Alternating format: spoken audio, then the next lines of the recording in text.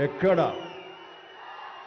కళాకారులు గౌరవించబడతారో సన్మానించబడతారో ఆ రాజ్యం సుభిక్షంగా ఉంటుంది, చల్లగా ఉంటుంది అన్నది మన పెద్దలు చెప్పిన మాట.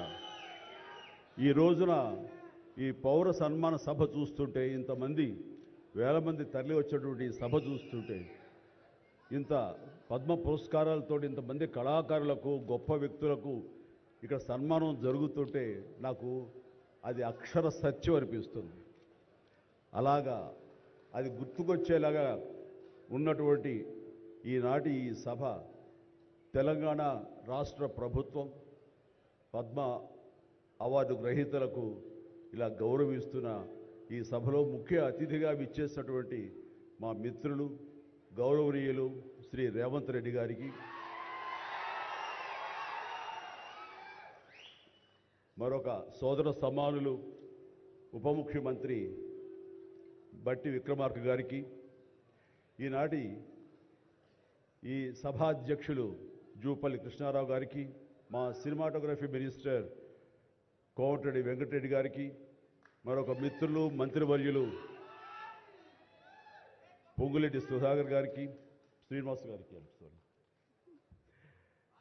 ఇక ఇతర పెద్దలకు, అలాగే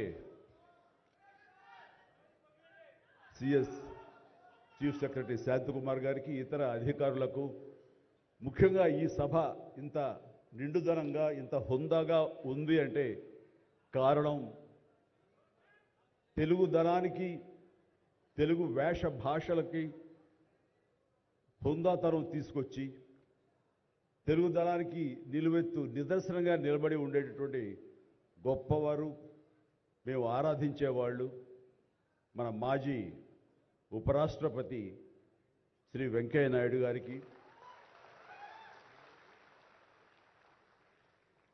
ఇక్కడ విచ్చేసినటువంటి ఆహ్వానితులకు, కళాభిమానులకు, సినీ అభిమానులకు, నా అభిమానులకు అందరికీ హృదయపూర్వక నమస్కారాలు తెలియజేసుకుంటాను.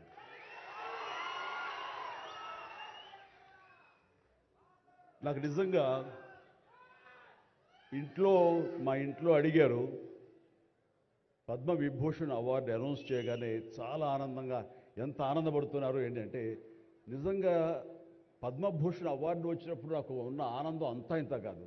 కానీ ఇన్నేళ్ల తర్వాత ఇప్పుడు ఈ పద్మ విభూషణ్ అవార్డు వచ్చినప్పుడు నిజంగా అంత ఉత్సాహం లేదు. ఏదో వచ్చింది, సంతోషం, గౌరవంగా స్వీకరించాలి, ఎంత ప్రజాభిమానం అని అనుకుంటూ ఉన్నాను.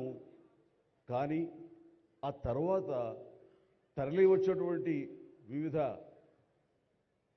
ప్రాంతాల నుంచి మనుషులు కానివ్వండి, వ్యక్తులు, అభిమానులు, సినిమా పరిశ్రమ నుంచి కానివ్వండి, రకరకాల అసోసియేషన్స్ కానివ్వండి, అలా ఎంతోమంది రాజకీయ ప్రబుద్ధులు కానివ్వండి, అందరూ గత వారం రోజులుగా ఎడతెరిపి లేకుండా వాళ్ళు ప్రశంసలు కురిపిస్తున్నారంటే ఆ ఆనందం ద్విగుణీకృతమైంది. ఎంతో ఉద్వేగానికి, ఎంతో ఇది అన్నది.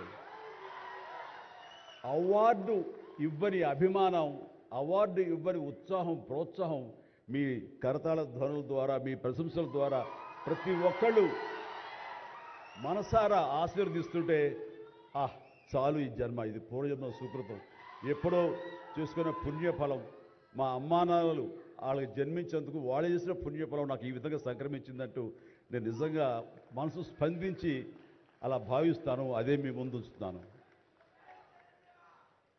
ఇక నాకు తెలిసి ప్రప్రథమంగా అవార్డులు అనౌన్స్ చేసిన వెంటనే ఒక ప్రభుత్వం స్పందించి వారికి ఈ రకంగా సన్మానం చెయ్యాలి అనే భావం రావటం అన్నది బహుశా ఎప్పుడు జరగలేదు. ఇదే మొట్టమొదటిసారి జరిగింది. దానికి ప్రధానమైన కారణం యువకులు, డైనమిక్ లీడర్ మన ముఖ్యమంత్రి రేవంత్ రెడ్డి గారు, అలాగే వాళ్ళ సహచర మంత్రి వర్యులు, వీళ్ళందరూ ఒక్కడిగా అనుకుని స్పందించిన మనసుతోటి మన వాళ్ళని మనం గౌరవించుకోకపోతే ఎలాగ గౌరవించుకోవాలి అంటూ అన్నది నిజంగా చెప్తాను. సభాముఖంగా వారికి నా హృదయపూర్వక ధన్యవాదాలు తెలియజేస్తాను.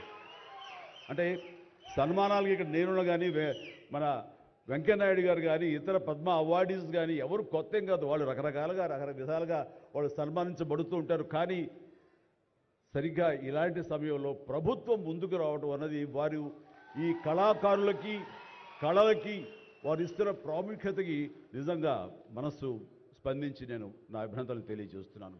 ఇందులో భాగంగా నిన్న మొన్న ముఖ్యమంత్రి గారు అనౌన్స్ చేశారు, ఇక్కడ నంది అవార్డ్స్ అనేవి ఒకప్పుడు ఇస్తూ వచ్చాము.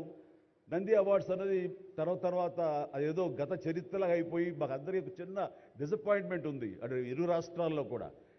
అరే కళాకారులు ఇంత నెగ్లెక్ట్ చేస్తున్నారు, ఇంత నిర్లక్ష్యపరుస్తున్నారు, ఎందుకు ఉత్సాహపరచట్లేదు? అది పెద్ద గొప్ప విషయం కూడా కాదు అది.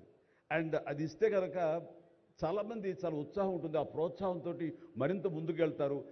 తద్వారా ఎన్నో సినిమాలు కానీ నాటకరంగం కానీ ఇవన్నీ అభివృద్ధి చెందుతాయి. తద్వారా ఎంతోమందికి ఎంప్లాయ్మెంట్ కానివ్వండి, ఎంతోమంది ప్రోత్సాహన కళాకారులు ఇంకొంచెం రావడం కానివ్వండి. ఆ రకంగా ఈ రోజున చూస్తే కనుక మన సినిమాలు ప్రపంచవ్యాప్తంగా ముందుకెళ్తున్నాయంటే అలాంటి ప్రోత్సాహం అలాంటి ఉత్సాహం ఉండబట్టే. సో ప్రభుత్వ పరంగా కూడా అలాంటివి ఉంటే కనుక ఇది మరింత ముందుకెళ్ళడానికి అవకాశం ఉంది. అది గుర్తెరిగి ఈ రోజున ఆ అవార్డులు మళ్ళీ మనం రెజ్యూమ్ చేస్తాం, మళ్ళీ తిరిగి మళ్ళీ ఇస్తామని ఆ నిర్ణయం తీసుకోవటం, దానికి పేరు ప్రజాగాయకుడు. జీవితం అంతా కూడా రెవల్యూషనరీగా మార్పు తీసుకురావాలని ప్రయత్నించే నిరంతర శ్రామిక కళాకారుడు శ్రీ గద్దర్ గారు. గద్దర్ గారి పేరున అవార్డులు ఇవ్వటం అన్నది ఎంతో సముచితం, ఎంతో ఆనందం, ఎంతో ముదాహం. అలాంటి నిర్ణయం తీసుకున్నటువంటి మా ముఖ్యమంత్రి రేవంత్ రెడ్డి గారికి వారి సహచర్యులకి నేను మనస్ఫూర్తిగా నా హృదయ ధన్యవాదాలు ఈ సభాముఖంగా తెలియజేస్తున్నాను.